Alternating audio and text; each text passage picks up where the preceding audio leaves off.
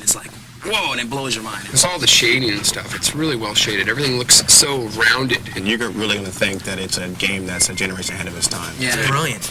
Last second timing stuff in there where you have to jump real quick. I think a lot of people are going to be surprised at the kind of game that Donkey Kong Country is.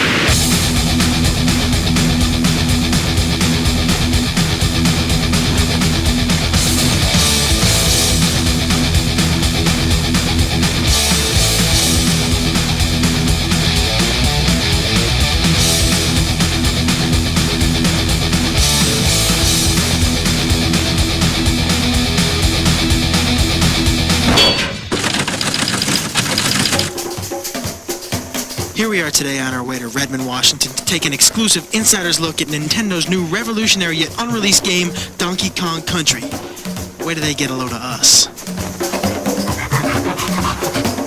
Guys, we finally made it. Nintendo of America, the fortress. Let's find out what Donkey Kong Country is all about. Let's go inside. Let's do it. Hey, it's Ken Lobb, development manager. Hey man, how's it going? Donkey Kong Country, how you doing? Ken, what is the deal with this here? We get a lot of letters and they like to put pretty pictures on the front envelope, so we'll stick it on the wall, you know? So, Ken... You want a banana? No thanks. Ken, I want in on this Donkey Kong Country thing. I want in, I want on the inside. I don't know. Ken, me and you, pal, we go back a long way? Come on. What do you think? Old time's sake? Okay, I'll take you to the treehouse. Treehouse? God, I hope there's no climbing involved. Here it is. What's the password? Diddy. Password? Diddy? Yeah!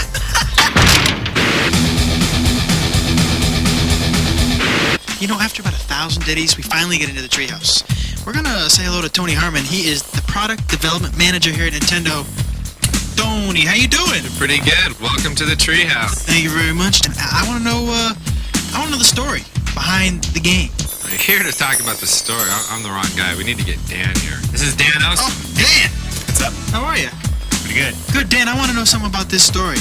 Basically, we had a chance to kind of create a new story for Donkey Kong. We gave him a world to live in, some supporting characters, foremost among those Diddy Kong, the little Kong wannabe monkey guy. Little Kong wannabe? He's a cool little dude who follows Kong around, tries to be just like him.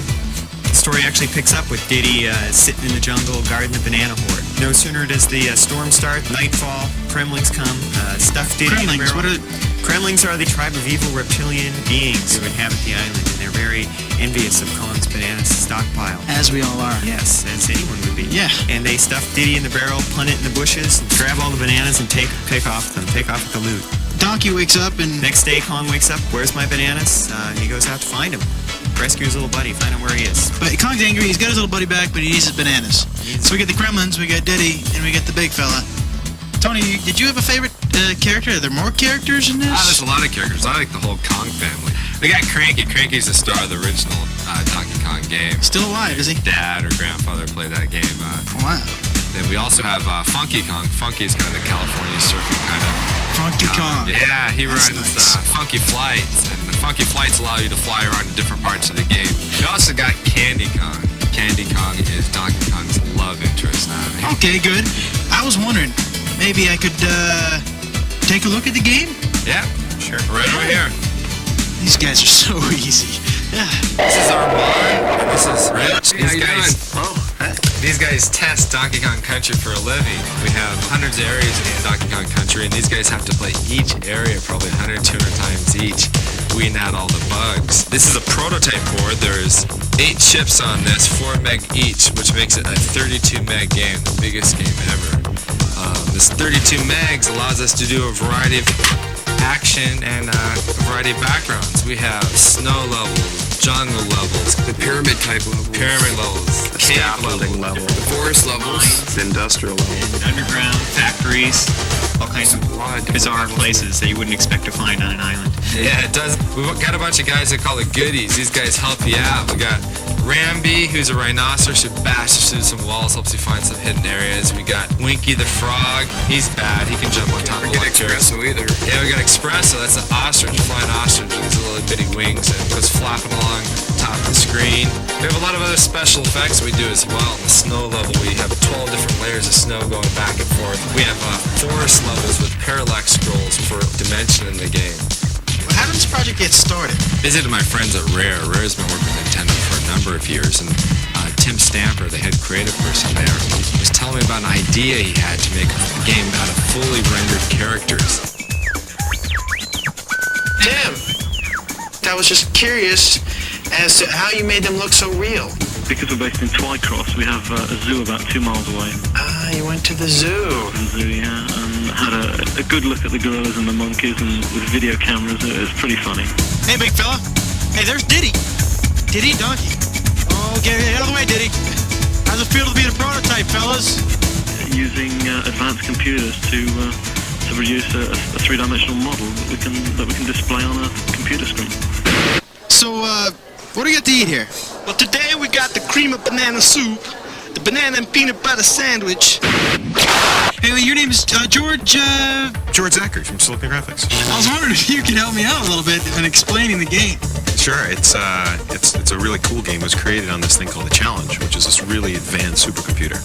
Basically, picture 20 supercomputers in a box. Now, with all this technology, am I going to have to buy an adapter for my home Nintendo? Not at all. In fact, when the game was created on the Challenge, it was basically specially output to the Super Nintendo game system. So it basically comes in a cartridge, you stick it in the system, and you play. How do we make the roundness, the 3D? Actually, it was created on the Challenge, first in wireframe. Actually, then you grow shade them, or you can Phong shade them, and then you actually texture map them. And you can even trilinearly bitmap interpolate. That sounds a little dangerous. Let me ask you this. I heard downstairs something about ACM Yeah, that's technology. advanced computer modeling. Basically, what you can do with it is it lets you create fully realistic, fully rendered 3D graphics, so the person has a sense of really being there. Same computers that were used in Terminator 2, Jurassic Park, new movies like True Lies, Mask. A year and a half later, we're closing on the finish of the game. All right, here we are. We're about to talk to two guys who play this game 24 hours a day, 7 days a week. And guess what, folks? Guess what? They get paid. This is Henry. Henry, say hello. Hey, what's up? Henry, we wondered if maybe you could show us a couple tips and pointers. Yeah, sure, no problem. Great. Okay, well, this is the first level, and this is Donkey Kong's treehouse, and that's where we got our name from. And there's a banana arrow on top of the trees when you first start. Donkey Kong can drop down there, and he can knock the keg out of the floor, and he can roll it up against the wall, and bounce back and ride it. And Donkey Kong will just cruise straight through the first part of this stage, and it's a good way to get people started off. You can just bowl over some of the tougher enemies that might have gave him a problem. Hey, you hungry? You want a banana? No. Well, I guess I can show you something else, too. This is a snow level later on in the game. It is snowing. Donkey Kong can now ride thin barrels and shoot out. And this one part here is a series of barrels, and if you can navigate it properly, almost perfect and not miss anything, you can score a bunch of free men at the end of the level. Bunch of free men, not just one. Yep, a bunch. A blue balloon comes up, and Donkey Kong can grab it. There it is. Is it very hard? It's tough. You got to get it down perfect. And Wow, so you get a bunch of free men. Let's go talk to Isaac. This is Isaac. Isaac, say hello. Hello. Isaac, I was wondering maybe you could show us a couple more pointers. Possible? Yeah, I can do that. No problem. These guys are great. All right. What do we got? We got more snow. Yeah, we have more snow here. Okay. What we're gonna do is we're gonna jump on this igloo and use this really slow vulture. It looks peculiar. Peculiar enough to get us into a bonus level. Bonus. And I must say, this is one of over 100 bonus levels. 100 bonus Yeah, levels. and in this bonus level, Not you something have you see in every game. Absolutely. You have to guess which barrel that this golden medallion's gonna wind up in. Like to take a guess? Yeah, the far right. Okay. Oh, you're very good. Very good. Okay, the second tip I'm gonna show you, it involves our little friend Diddy. Diddy. Yeah, Diddy's the cool guy. You walk over to this little thing here, you jump on top of it, and you're gonna grab that rope, let the rope take you over, jump right on top of that little stump in the ground, pick up the TNT, walk over to this oil can, blow it up, fall right into another bonus level. Now what you want to do in this bonus level is jump out of this canister here, out of this little can, and grab the balloon. So we have some pointers now. Good thing you came with us, because you learned some things today that, boy, you're not going to learn just anywhere else. You thought it was going to be a waste of your time, didn't you? Fried green bananas, bananas au gratin. Video game music should draw you into the game. In Donkey Kong Country, we had graphics that were way beyond anything else that's ever been done. We were also hoping to get some music better than anything that's ever been done. This music, for example, is very upbeat, fits with the jungle. It's an early level. The level's not very hard. The music is kind of nice. Okay, now here we have the music that goes with the water level. Now, in this level, you've just finished a really, really hard level in the game. We use this music and this fairly easy level as kind of a reward. Because the music is so good, we're putting this music on a CD. You know, Something that's big in Japan for many, many years is game music on CD. Hasn't been a big hit in America because maybe the music hasn't been quite up to what you hear on the radio is every daytime. You're kind of losing it, dude. We got massive Smurfs attacking you on the scaffold level. What are the big blue Well, the reason why I like them is because, for one, they're big, they're blue, and they're buff. And you kind of bounce. The morphing rocks. The Those morphing guys are rocks, so cool, man. You touch these barrels and the lights turn on and off. And these rock guys are just kind of rolled up. And you hit this light, they unroll and they start walking towards you. It's so cool. It's really... And you gotta switch them on and off. so scary. Yeah, On Guard's the fisher rod, and he just kind of pokes you with his swordfish front and Pokes the bad guys. yeah. Do you guys get to ride? Do we get to ride minecart? Oh yeah. The minecart was a favorite stage. That's your favorite stage? Yeah, it's a pretty cool stage. You're mining. What are we Well, doing? You're on the tracks, and a lot of them are broken, so you gotta avoid, a lot of the broken tracks, so you don't fall into the caverns. When we put this out, what do you think? What do you think your friends are gonna think about this game? I don't think really you have to tell them all that much. Once they see the pictures, Yeah, it's gonna be they're like, you have to have it, you know it, get it. It's one of those games you don't get bored with. You know, I've played it probably 100 times, over 100 times now, and I'm still getting better. I'm still getting better in stages. There's certain stages I can improve on and keep getting better. Tell you what, you better reserve this game before November 21st, because that's when it comes out in the stores. I already got mine.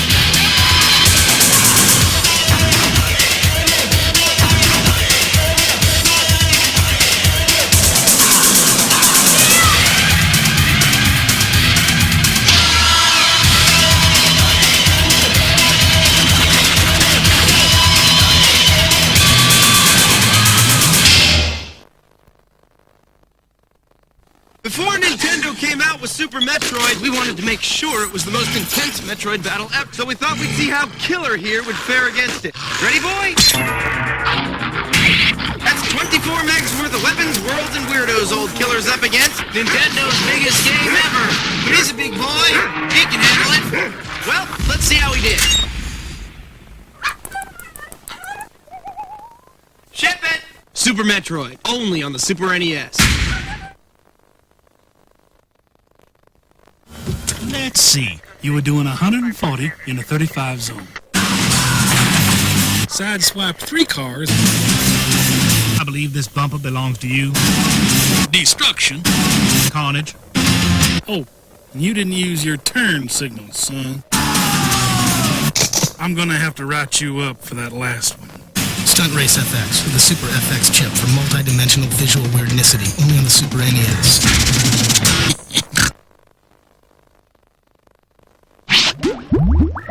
Brian, people ask, how do you cope with being a disembodied brain? Just floating in a jar with no girls, no music, no car, no parties. It's not so bad, I say. I just play with my Game Boy. Till they all get here.